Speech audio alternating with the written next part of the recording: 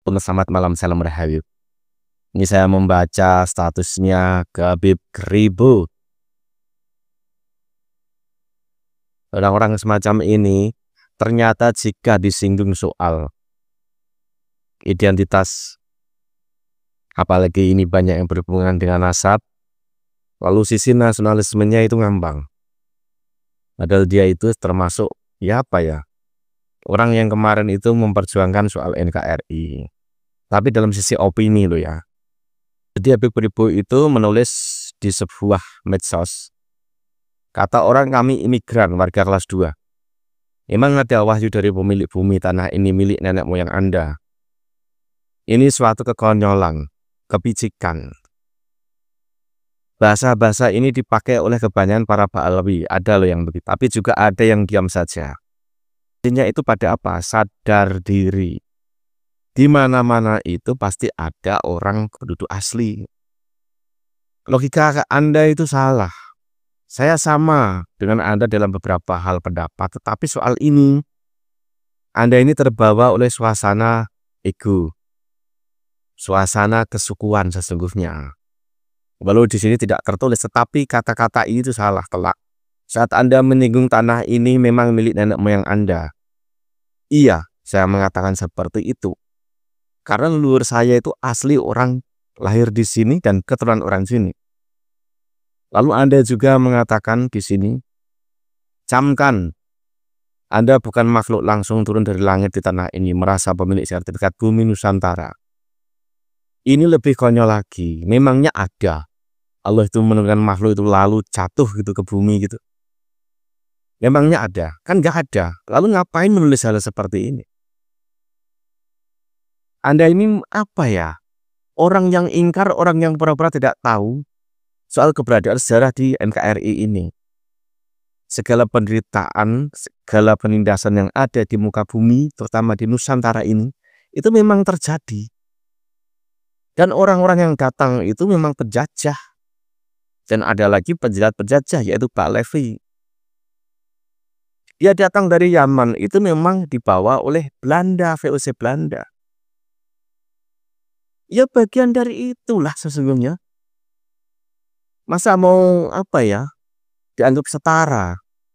Tidak bisa menyetarakan sesuatu yang memang tidak setara. Lalu ada lagi nih, semua yang ada di bumi Nusantara adalah pendatang. Beragam suku bukti peranakan bukan pribumi asli.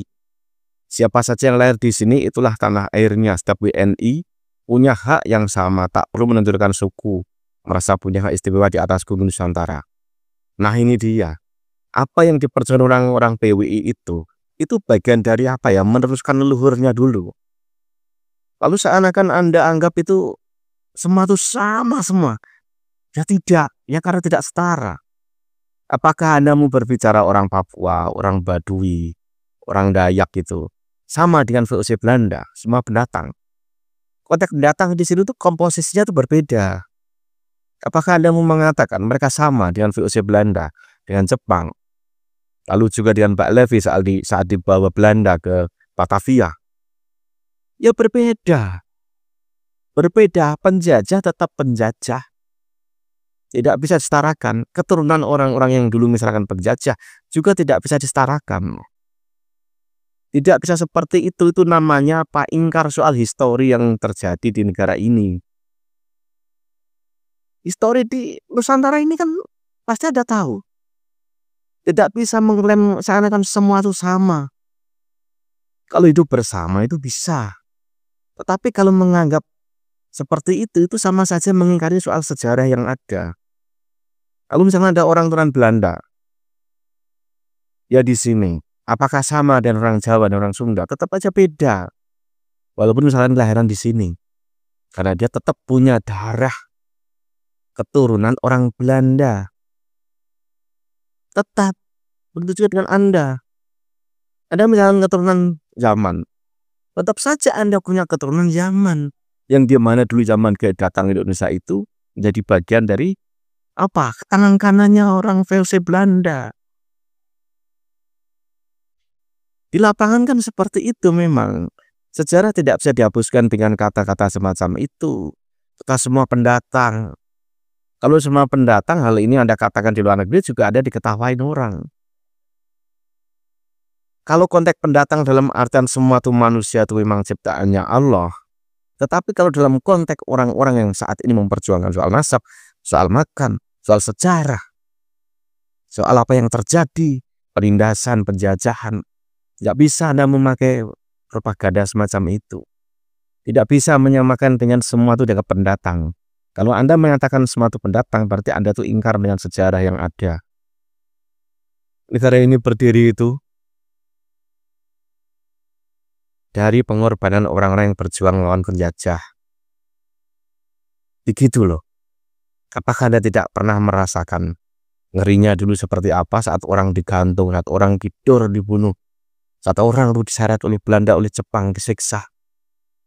Mereka mempertahankan kehidupannya yang awalnya itu damai-damai saja, tiba-tiba mereka datang, lalu mereka berkata, tanah ini tidak bertuan.